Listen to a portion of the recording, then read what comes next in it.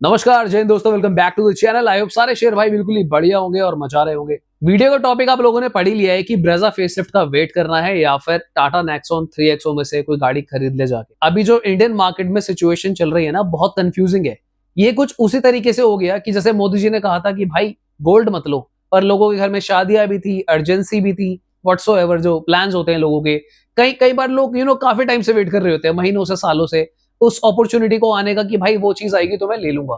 तो अब क्या करना है भाई, क्योंकि गाड़ियां लेना रुक तो नहीं सकती। This is the harsh reality. सरकार को ये बात पता है कि लोग गाड़ियां लेना बंद नहीं कर सकते।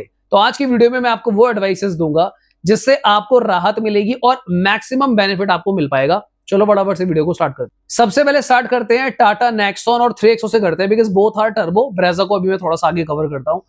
अगर आप टाटा नेक्सॉन लेने की प्लानिंग कर रहे हो, टाटा नेक्सॉन में एक सबसे बड़ा एडवांटेज क्या है कि आपको सीएनजी मिलती है। अब आप बोलोगे भाई सीएनजी तो और भी गाड़ियों में आती है, टाटा नेक्सॉन में टर्बो सीएनजी मिलती है। अब इससे आपको फायदा क्या है? टर्बो सीएनजी होने की वजह से इस गाड़ी का जो पावर है ऑलमोस्ट 101 या 102 102 बीएचपी के आसपास चला जाता है। अब सीएनजी कार्स का एक नेचर होता है, उनकी प्रॉब्लम क्या होती है कि सीएनजी होती है ना, गाड़ी जो है थोड़ी सी खस्सी सी हो जाती है। यानी कि अगर आप ब्रेजा सीएनजी चलाओगे तो ऐसा लगेगा भाई कि घी खत्म है। ब्रेजा पेट्रोल में उतनी ही पावर आती है जितनी नेक्सॉन सीएनजी में आती है। तो अगर आप चाहो, आपको अर्जेंसी है, तो गो विद नेक्सॉन सीएनजी। अब आप बोलोगे यार कि सीएनजी में भी तो मिक्सिंग होने वाली है। देखो, ये मैं आपको ऑलरेडी क्लियर करता चल रहा हूं सबसे पहले कि सीएनजी में मिक्सिंग होनी तय है, पर एडवांटेज क्या है, वो एथेनॉल की तरह गाड़ी को डैमेज नहीं करेगी। आज की डेट में आपने फॉक्सवैगन की खबरें देखी होंगी भाई, उनके स्टोर्स में ना, उनका जो सर्विस सेंटर है वहां पे खड़ी हुई है गाड़ियां दबाकर जर्मन कार्स। उसका कारण क्या है? जो फ्यूल पंप है वो चौक होने शुरू हो चुके हैं। तो यहां पर बायो सीएनजी अगर मिक्स होती है तो ये वाला आपको डिसएडवांटेज नहीं मिलेगा। ऑन दी अदर एंड, दूसरा ऑल्टरनेट मैं आपको क्या बोलूंगा कि आप डीजल नेक्सॉन भी ले सकते हो। उसका रीजन क्या है? आई डू अंडरस्टैंड कि डीजल में भी मिक्सिंग होगी, पर डीजल की जो मिक्सिंग होनी स्टार्ट होगी ना, वो अभी पहले 5% या 10% पे आएगा। गेम समझो, ध्यान से समझना। अगर आप आज की डेट में पेट्रोल की सिचुएशन देखते हो तो E20 पे आ चुका है, यानी कि 20% मिक्सिंग शुरू हो चुकी है। अब हमारा डर क्या है कि ये E27 या 30 तक जाएगा। पर कंपैरेटिवली अगर आप डीजल देखते हो, उसमें अभी चल रही है जीरो मिक्सिंग। तो पहला फेज जो आएगा, मुझे लगता है वो सीधा 25-30% का नहीं आएगा। पहला फेज डीजल में या तो 5% का आएगा या तो 10% का आएगा।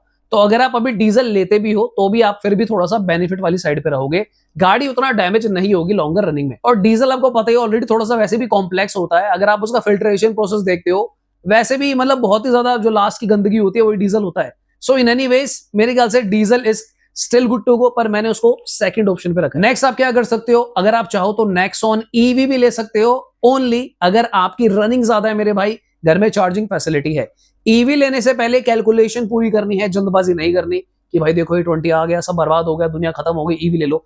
ईवी लेते लेते ही पहले ही लगा दोगे 6-7 लाख रुपए। समझ रहे हो आप? 6-7 लाख तो पहले ही चले गए जेब से। और अगर आपने ऊपर से लोन करा लिया, आधे लोग तो ऐसे एडवाइसेस दे रहे हैं आजकल इंटरनेट पे, वो पूरा बता पाते नहीं है। जाके ईवी ले लोगे, फिर लोन भी कराओगे, पूरा टोटल मिलाकर जब आप लोन देखोगे ना, 10 लाख के ऊपर जो इंटरेस्ट लग रहा है वो कौन गिनेगा? ऊपर से ईवी की रीसेल नहीं है।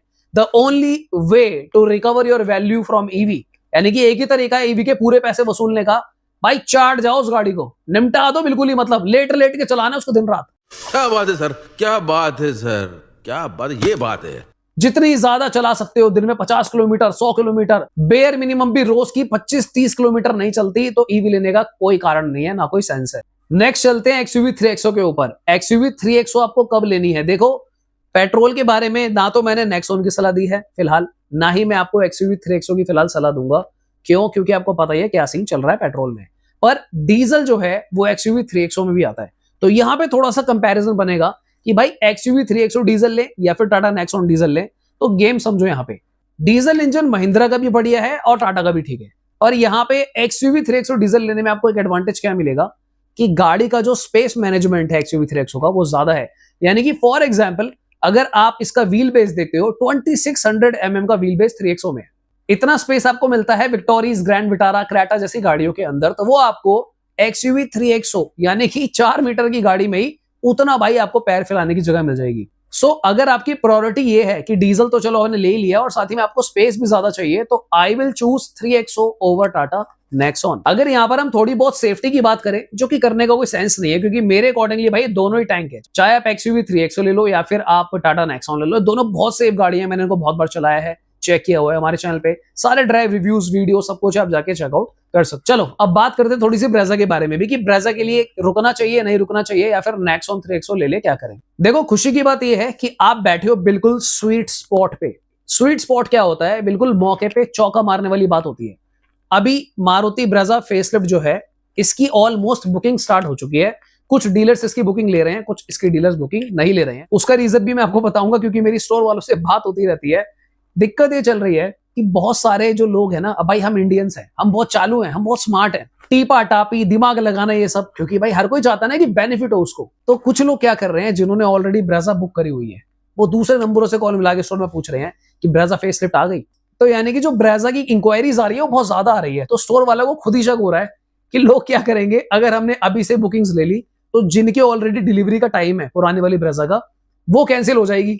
और डीलर के पास तो स्टॉक पड़ा हुआ है ना, तो कुछ डीलर जिनके पास बहुत ज्यादा बुकिंग है वो नहीं ले रहे हैं ब्रेजा फेसलिफ्ट की बुकिंग, डर के मारे कि भाई पुरानी कैंसिल ना हो जाए। वो इंतजार कर रहे हैं कि जब मारुति खुद अनाउंस कर देगी प्रॉपर्ली तब लेने एक बार को शुरू कर देंगे। पर अभी उनका गोल है कि मैक्सिमम पुरानी वाली ब्रेजा जो है वो निकल जाए। कुछ डीलर्स जो थोड़े समझदार थे, स्मार्ट थे, उन लोगों ने पहले से मोमेंटम बनाया हुआ था, फटाफट डिलीवरी दे रहे थे, वो लोगों ने बुकिंग लेनी जो है स्टार्ट कर दी है। मारुति के खुद से एडवर्टाइजमेंट चल रहे हैं इनकी ऑफिशियल वेबसाइट पे, you can check it out हर जगह। अब मैं आज स्क्रीनशॉट नहीं लगाऊंगा क्योंकि प्रत्यक्ष को भाई प्रमाण की जरूरत नहीं होती। वापिस आते हैं स्वीट स्पॉट वाली बात पे। क्यों आप स्वीट स्पॉट पे हो, आप क्या कर सकते हो ना, आप कोई भी गाड़ी जनरली बुक करते हो, खासकर नेक्सॉन 3XO ब्रेजा, ये तीनों गाड़ियां ऐसी है ना, ये वो वाला सीन नहीं है कि सिट्रन रेनो की तरह आप गए और 2-3 दिन बाद या एक हफ्ते में आपको मिल जाएगी।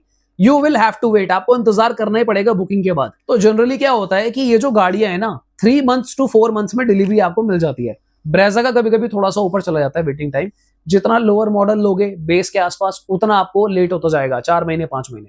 तो अभी अगर आप कोई भी गाड़ी बुक करते हो तो आपके पास काफी टाइम है मार्केट समझने के लिए कि क्या हो रहा है। क्योंकि देखो अगर ब्रेजा के अंदर भी टर्बो इंजन आ जाता है, 6 गियर्स आ जाते हैं, ऑटोमेटिक सीएनजी आ जाता है, टर्बो सीएनजी तो मुझे नहीं लग रहा क्योंकि वो तो बहुत टफ है, but what ever things gonna come, चाहे 5 स्टार सेफ्टी आ जाए, अंडर बॉडी सीएनजी आ जाए, तो वहां पर कहीं ना कहीं आप ब्रेजा की तरफ भी जाओगे तो आपको एडवांटेज मिल सकता है। तो बुकिंग आपको कर लेनी चाहिए। जो फ्यूल्स मैंने डिसाइड करे आपके accordingly, Nexon CNG is best, perfect, क्योंकि वहां पे पावर आउटपुट अच्छा है, बूट स्पेस अवेलेबल है। डीजल अगर आप लेते हो तो XUV 3XO is the king, वहां पे क्योंकि स्पेस भी ज्यादा है, व्हील बेस ज्यादा है, और वहां पे सीएनजी तो वैसे ही नहीं आता, सो नो चैलेंज। और जब तक आपकी गाड़ी का डिलीवरी का टाइम आएगा, देखो करना क्या ना, पूरी पेमेंट एडवांस मत करना। जैसे मैंने कुछ दिन पहले भी बोला था कि चौड़ में गए, ले जी 5 पेटी पकड़ लो, 6 पेटी पकड़, ऐसे नहीं करना है आपको, है ना।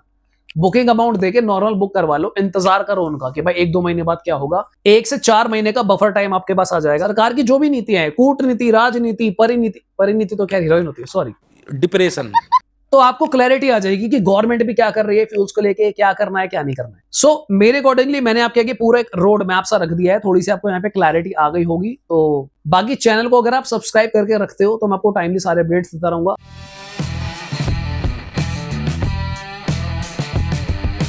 नमस्कार, जय हिंद दोस्तों। आई होप सारे शेयर बढ़िया होंगे।